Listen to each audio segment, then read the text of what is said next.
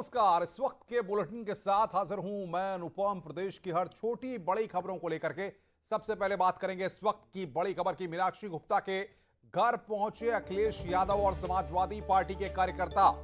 मनीष गुप्ता की पत्नी मीनाक्षी गुप्ता ने सपा के लोगों से जाने को कहा। यह बड़ी खबर हम आपको बता रहे हैं। मनीष की मौत पर सियासत एसपी कार्यकर्ताओं को डांट कर जाने को कहा। आप लोग गलत कर रहे हो, मीनाक्षी ने यहां पर यह कहा। आज समाजवादी पार्टी गलत कर रही है। एसपी कार्यकर्ताओं को मीनाक्षी ने वहां पर डांटा। मनीष गुप्ता की पत्नी ने वहां पर जाने को कहा। एसपी कार्यकर्ताओं को डांट कर जाने को कहा गया। आप लोग गलत कर रहे हैं, मीनाक्षी ने वहां पर यह कहा।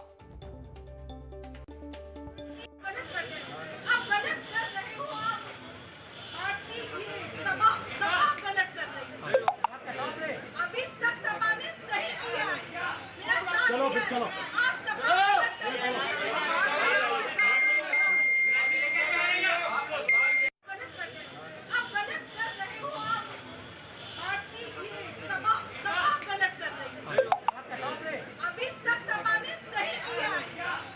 चलो फिर चलो।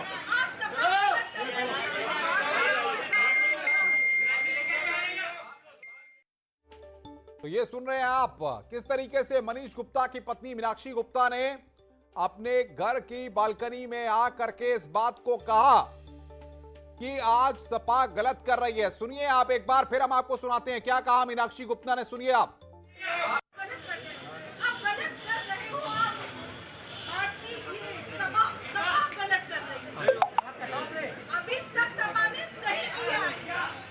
चलो फिर चलो।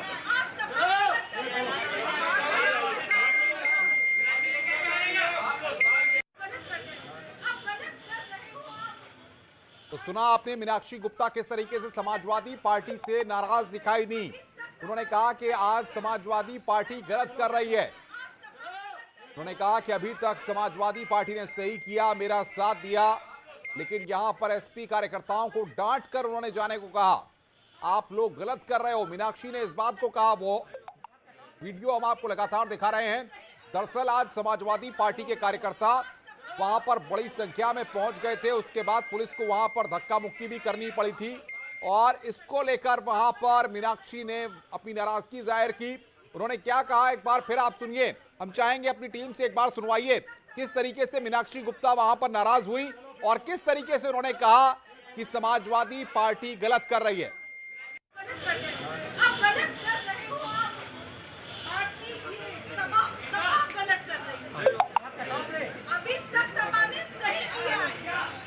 चलो फिर चलो।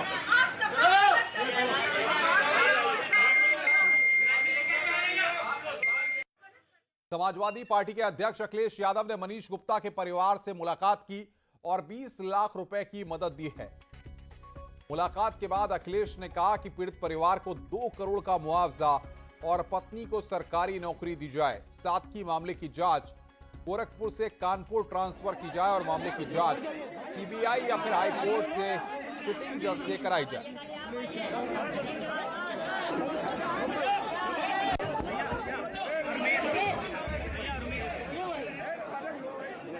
जो गलत काम कराएंगे उनसे आप गलत काम कैसे रोकेंगे?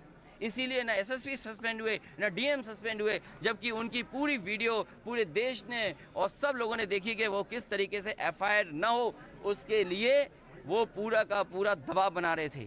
और जांच संभव नहीं है गोरखपुर में, परिवार कैसे भाग के जाएगा? इसलिए जांच को भी कानपुर में ला करके और पूरे परिवार की सुरक्षा होनी चाहिए। वो मॉनिटर करें, चाहे सीबीआई जांच हो, क्योंकि परिवार ने सीबीआई जांच मांगी है। वहीं इस परिवार की 2 करोड़ से मदद होनी चाहिए।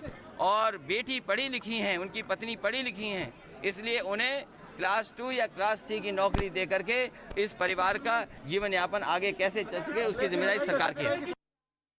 इधर गोरखपुर में कारोबारी की मौत के मामले पर मुख्यमंत्री सख्त हुए हैं। जिम्मेदार पुलिस वालों की बर्खास्तगी होगी।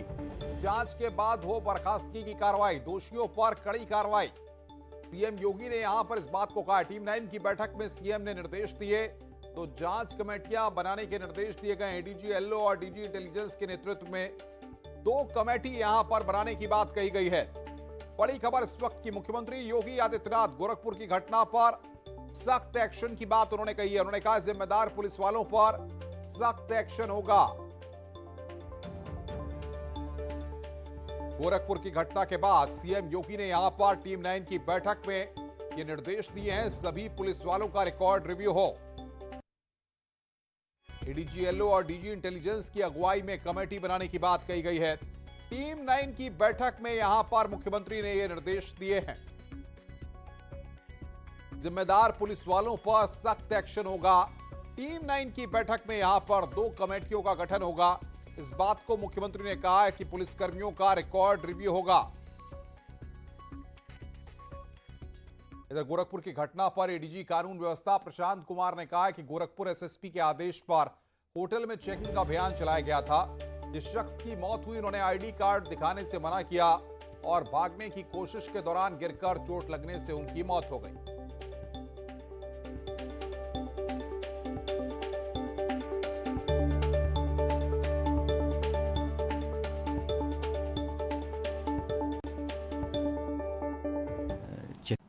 एक होटल में चेकिंग कराई गई। जो आदेश वहाँ के एसएसपी के एक जनरल आदेश के तहत की जा रही थी, वहाँ एक कमरे में 3 व्यक्ति थे। 2 व्यक्तियों ने अपनी पहचान पत्र दिखाई। तीसरा व्यक्ति वहाँ से, उसके पास संभवतः कोई आइडेंटिटी प्रूफ नहीं था और उसने भागने का प्रयास किया और उस दौरान गिरने से उसे चोट आई, जिसे उपचार के लिए ले जाया गया अस्पताल, जहां पर उसकी मृत्यु हो गई। और बातचीत करने के लिए ऋषभ मणि त्रिपाठी हमारे साथ इस बड़ी खबर पर जुड़ रहे हैं। ऋषभ, पुलिस की थ्योरी पूरी तरह से निकलकर सामने आ गई है। पुलिस इस पूरे मामले में जो तथ्य रख रही है और पोस्टमार्टम की रिपोर्ट भी आ गई है। क्या अपडेट्स इस पूरे मामले में है और क्या एक्शन इस मामले में अब तक हुआ है?